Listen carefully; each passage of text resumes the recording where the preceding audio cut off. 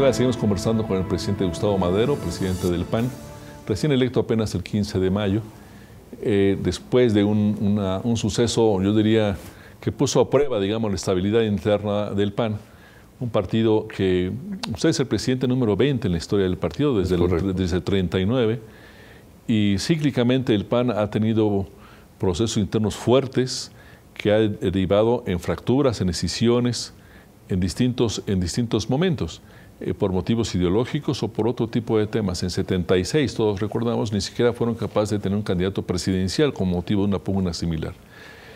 ¿Este riesgo de fractura interna, de combate interno, está superado o todavía podemos ver páginas difíciles en la vida interna del partido? No, yo creo que está en este momento, en mediano plazo, no se advierte ninguna posibilidad de una fractura, escisión, como la que tú mencionas que vivimos en aquellas épocas. El PAN es un partido sui generis, es distinto a los demás partidos. Ha habido 19 presidentes de nuestro Comité Ejecutivo Nacional. Déjame darte un dato muy desconcertante. 1 de cada 3 de esos expresidentes dejó de ser panista después de ser presidente del PAN antes de morir. Es un dato a mí me llama mucho la atención. Es algo que me desconcierta. ¿Qué pasa? ¿En dónde está esa incapacidad de mantener vigentes a tus liderazgos, a tu santoral, si fuéramos una... Sí. Hay una incapacidad, un ciclo que se cumple y ya no se continúa. El PAN siempre ha tenido una fortaleza o ha argumentado tener una fortaleza doctrinaria muy importante. Y casi siempre en estas confrontaciones se argumenta que el PAN se distancia de su soporte doctrinario. Los fundadores, aquí tenemos unas pequeñas esculturas de Gómez Morín así es, de Efraín. Y de Efraín, que alertaban ellos que el PAN bien haría en tener cuidado de no ganar el gobierno y perder el partido. Ustedes ganaron el gobierno 2 veces sucesivas, la presidencia de la República. ¿Hubo riesgo de perder el partido por el hecho de estar en el gobierno de la República? Yo creo que hubo una desatención al partido. El partido fue cuando más fue debilitándose en su vida interna. Toda la energía se canalizó a apoyar a nuestros gobiernos y el partido fue el sacrificado, por llamarlo de alguna manera, ¿verdad?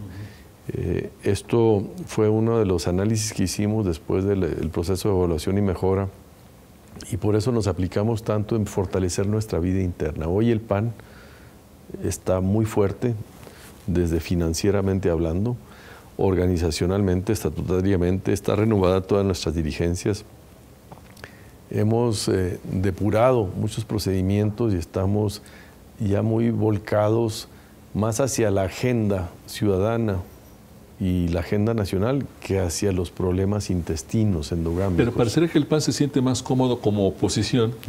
Incluso cuando estaba en el gobierno parecía oposición. Usted dice que se volcaron en apoyar al gobierno, pero hay muchas evidencias de discrepancias desde el PAN con el gobierno. Con el Congreso, por ejemplo, yo recuerdo con el presidente Fox que el líder en el Senado era Diego Fernández de Ceballos. Alguna vez yo le escuché al expresidente Fox decir que ojalá Diego hubiera apoyado a su presidente, a Fox, como alguna vez apoyó a Salinas de Gortari. Era una frase muy dura, ¿no? Muy dura, sí. Me da la impresión de que cuando usted se lanza para la presidencia del partido, el presidente Calderón no parecía tan contento tampoco. Yo lo que te puedo sostener siempre es que al presidente Calderón, como presidente del PAN, lo apoyamos en todo. Y como senador de la República lo apoyamos en todo, aunque hubiera diferencias. Y esto es algo que también nos distingue al PAN de los otros partidos. No se pierde la capacidad crítica frente a nuestros gobiernos que emergen de nuestras filas. De hecho, nos volvemos más exigentes. Pero esto no debe de conllevar una pérdida de la fuerza del PAN, del partido y de su definición ante los ciudadanos. Yo he dicho esto, los ciudadanos quieren que el PAN no solo gobierne bien, sino que desmantele una forma y una cultura que puso el PRI de cómo funciona el gobierno y creara una nueva. Y a veces ahí no hicimos bien la tarea. Sí, no atendieron a la expectativa de la gente cuando ustedes llegaron al poder. A esa expectativa superior, o sea, sí se administró mejor, sí se controlaron las finanzas públicas, se transparentó, se respetó como nunca la vida del Congreso, del Poder Judicial, se tuvo una vida más republicana, los gobernadores. Pero, presidente Madero, ustedes no fueron un relevo, digamos, una alternancia tradicional. Ustedes fueron un quiebre de régimen realmente cuando llega el PAN al poder, después de 70 años de un solo partido. Esa es la expectativa era esa. No se esperaba una expectativa, una profundidad mayor, digamos, en los cambios en ese es el problema. El país. El problema era ese. No se esperaba nada más que administraras mejor, o quisiera rendir mejor el presupuesto, o que le diera seguro popular a la mitad de la población que no tenía acceso a la seguridad social. Se esperaba algo más, se esperaba una ruptura de un régimen y la creación de uno nuevo. Y esa asignatura sigue esperando. Yo quisiera mantener vigente esa expectativa. A mí me llama mucho la atención cuando se crea este Pacto por México, que, siendo honestos, creo que ha derivado en reformas importantes de distinto orden. Algunos piensan que es otra más importante. A mí me parece que una de las fundamentales es la educativa, por ejemplo. Y el PAN dice que tiene la paternidad de muchas de estas propuestas en el Pacto por México. La pregunta obvia sería, ¿por qué no las hicieron ustedes en la presidencia de la República? Está muy fácil, porque el PRI siempre, en toda la historia, ha tenido dos poderes.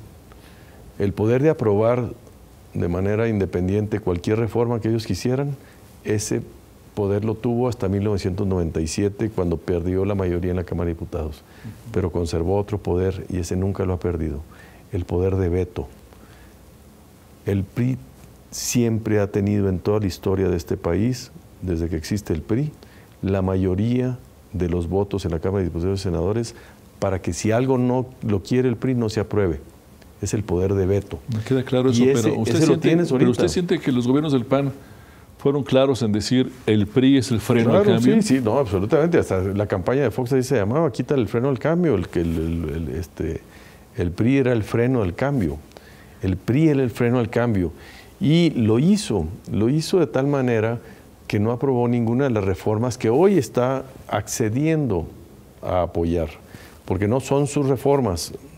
Ni el Pacto por México fue idea del gobierno ni del PRI, ni el contenido de sus reformas viene del gobierno del PRI. ¿Usted se siente satisfecho, digamos, con la imagen que el pacto le ha dado al PAN? ¿O piensa que esas propuestas fueron de alguna manera cooptadas y que el PAN tiene realmente el sello del gobierno del presidente Peña Nieto? Pues ese es el manejo mediático, coyuntural. La percepción. Por eso, es que en un país presidencialista todo el mundo cree que el presidente hizo esto. El presidente ni por aquí le pasó la idea del pacto ni el contenido de las reformas. Pero en una democracia normal, normalmente un partido dice, a ver, yo quiero esta propuesta o yo quiero esta reforma como parte de la plataforma de gobierno a cambio de ofrecer mi apoyo parlamentario. Esta etapa no la cubrió el PAN, tampoco el PRD. Sí. Entonces, como que se dejó que el PRI lo presentara como una iniciativa personal. No, me queda claro que fue una iniciativa del pacto, se presentaban con iniciativas del pacto, todo esto se cuidó muy bien, pero siempre la cargada, los medios y todo, el presidente, el Salvador de México.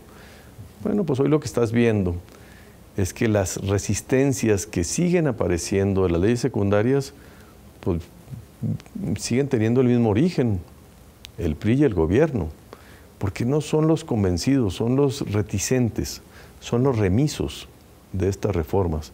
Ellos están accediendo porque no les queda de otra, porque el país sin el Pacto por México y sin estas reformas estaríamos realmente en un problema muy serio. Si ahorita no hay crecimiento, si ahorita las expectativas están todas pendientes solamente de si vamos a poder sacar adelante las leyes secundarias a la altura, no como las que propone el PRI o el gobierno, sino como las que propuso el PAN. Esa es la gran diferencia. Tú compara la iniciativa energética de Enrique Peña Nieto. Desilusionante, decepcionante. Compara la iniciativa de reforma energética que presentó el PAN y dime cuál se aprobó. La del PAN. Pero creo que era más cautelosa, ¿eh? A lo mejor podemos... No, qué cautelosa. Fue parafrasear el decreto expropiatorio de Lázaro Cárdenas de 1939, cauteloso. En cuanto a los alcances, en cuanto a apertura, en cuanto a inversión. Cauteloso sería dicho muy generosamente. En cuanto a lo aprobado, un país, un presidente que propone como visión de futuro lo que se aprobó hace 70 años, eso no es cauteloso. Es una pérdida de referencia del momento. Digamos, la reforma que está apoyando claro, la también. energética, hombre, la energética. La que él propuso no tiene nada que ver con la que estamos aprobando, la que estamos discutiendo. Entiendo. Entonces, el tema es ese, o sea, eso que tú le llamas cauteloso. Pues no, yo me refería solamente para acotar que siento que la reforma aprobada en el gobierno, en los gobiernos del PAN, fue una reforma más limitada que la que está aprobándose ahora. A ver, cuando tú me dices del freno al cambio, a mí me tocó el presidente y nosotros discutíamos, hace falta desde hace mucho tiempo una reforma energética. Y a ver, PRI, necesitamos una reforma energética. Y nos dice el PRI, lo que ustedes quieran, pero no toquen la Constitución. ¿Qué más freno quieres que ese?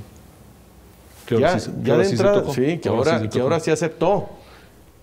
El gobierno ni siquiera quería tocar la Constitución ahorita todavía a estas alturas del campeonato. Tuvo que acceder forzadamente después de muchas presiones y que no le quedaba de otra.